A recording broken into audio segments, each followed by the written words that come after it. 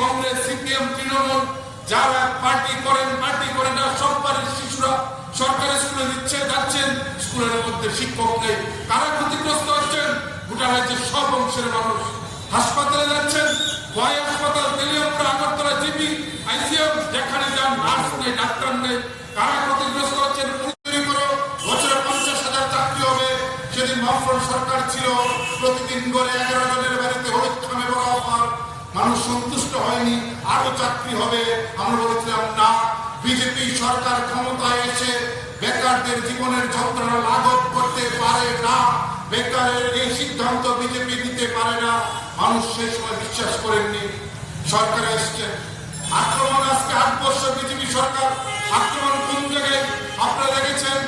আমরা যখন আজকে এখানে সভা করছি, আজ যে সময় আপনারা সভাটা শুরু করেছেন, ঠিক একই সময়ে, এই সময় থেকে মাত্র 24 ঘন্টা আগে আমাদের আগরতলা থেকে বিশালগড় মাত্র 20 কিলোমিটার দূর, বিশালগড় থানা থেকে মাত্র 200 মিটার দূরে ওসি যখন থানাতে বসে তার অফিসে ডিউটি করছেন, তার অফিস থেকে মাত্র 200 মিটার দূরে সেই এলাকার যুব মোর্চার অন্যতম নেতারা, তার বিজেপি দলের জেলা কমিটির অন্যতম সদস্য ঠিকাদারের বাড়িতে গিয়ে 50 লক্ষ টাকা দাবি করেন। বিকাল তখন 5টা, সন্ধ্যা 5টায়, আর টাকা যখন দেয়নি, তার 12 ঘন্টা মাত্র অতিক্রান্ত হওয়ার আগে ভোর 4টায় তার বাড়িতে গিয়ে 4 রাউন্ড গুলি ছুড়ে কেন সে টাকা দিল না? আক্রমণটা আজ থেকে 8 বছর আগে শুরু হয়েছিল। ভয় party office, Bishalgarh party office, Sabpur party office. আক্রমণটা শুরু হয়েছিল বামপন্থী নেতা, কর্মী, সমর্থক, দরদির উপর দিয়ে। আজ সেখানে থেমে আছে। আমরা বলছি না, আর সব মানুষ আক্রান্ত। আমাদের আমরা যারা ডিএফ করি, আমাদের সমস্যা নিয়ে আমরা লড়ছি।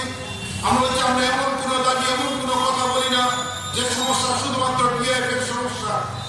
2018 সালে মার্চ মাসের 3 তারিখ, যেদিন শুধু লাল পতাকার মিছিল, লাল পতাকার অফিস, ডিএফআই, টিএসইউ, এসএফআই, বামপন্থীরা প্রতিদিন রক্তাক্ত হচ্ছে, তাদের বাড়িঘর, অফিস পুড়ছে। দূর থেকে কেউ সেদিন মনে করেছিলেন যে 25 বছর পর বামফ্রন্ট সরকার করেছে বলে লাল পতাকার অফিস পুড়িয়ে দেবেন, ডিএফ করতে দেবেন না, সাদা পতাকার মিছিল দেখে আক্রমণ করবেন। আর এটা দেখে কেউ দূর থেকে আসছিলেন। সেদিনও আমরা বলেছিলাম, যা শুরু হয়েছে লাল পতাকা দিয়ে, বামপন্থীদের দিয়ে, তা কিন্তু বামপন্থীদের দিয়ে শেষ হবে না, তার সব মানুষকে দিয়ে শেষ হবে। বামফ্রন্ট সরকার যখন ছিল, স্বপ্ন দেখানো হয়েছিল বছরে 50টা